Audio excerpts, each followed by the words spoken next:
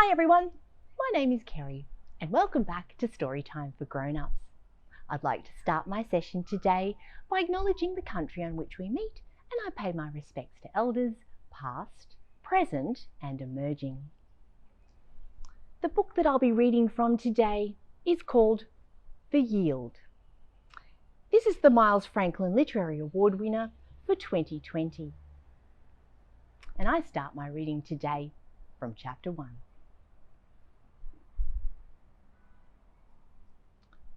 I was born on New Rambang. Can you hear it? New Rambang. If you say it right, it hits the back of your mouth and you should taste blood in your words. Every person round should learn the word for country in the old language, the first language, because that is the way to all time, to time travel. You can go all the way back. My daddy was Buddy Gondawindi, and he died a young man by the hands of a bygone disease. My mother was Augustine, and she died, an old woman, by the grip of, well, it was an old world disease too. Yet nothing ever really dies. Instead, it all goes beneath your feet, beside you, part of you. Look there, grass on the side of the road, tree bending in the wind, fish in the river, fish on your plate, fish feeding you. Nothing is ever gone. Soon, when I change, I won't be dead. I always memorize John 11:26. Whoever lives and believes in me shall never die. Yet life rushed through and past me, as it will for each person. Before, I believed everything they taught me when I thought, when all were dead, that all were gone. And so, as a young fella, I tried to find my place in this short life. I only wanted to decide for myself now how I would live it, but that was a big ask in a country that had a plan for me, already mapped in my veins since before I was born. The one thing I thought I could control was my own head. It seemed the most sensible thing to do was to learn to read well. So in a country where we weren't really allowed to be, I decided to be. To get water from the stones, you see. After I met my beautiful wife, although beauty was the least of her, strong and fearless was the most of her. Well, she taught me lots of things.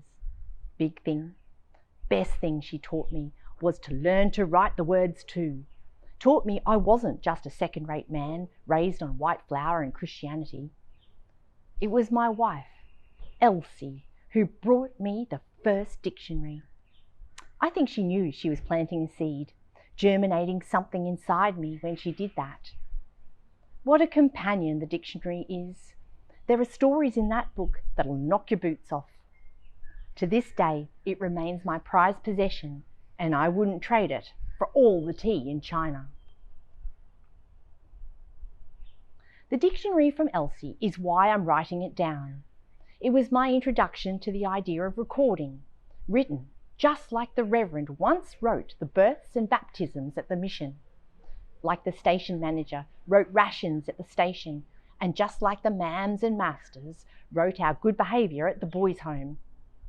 A list of words any fool can look up and be told the meaning.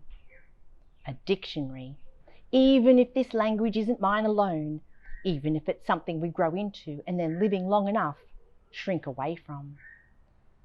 I'm writing because the spirits are urging me to remember, and because the town needs to know that I remember.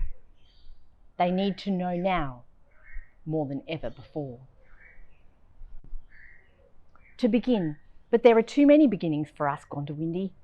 That's what we were bestowed and cursed with by the same shifty magic, an eternal once upon a time.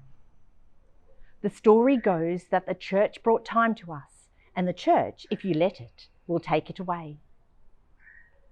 I'm writing about the other time, though. Deep time.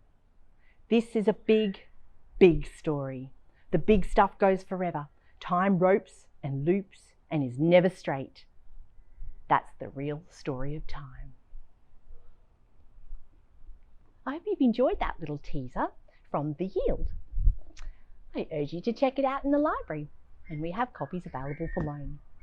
Like and comment in the field below, and I'll catch you next time. Bye.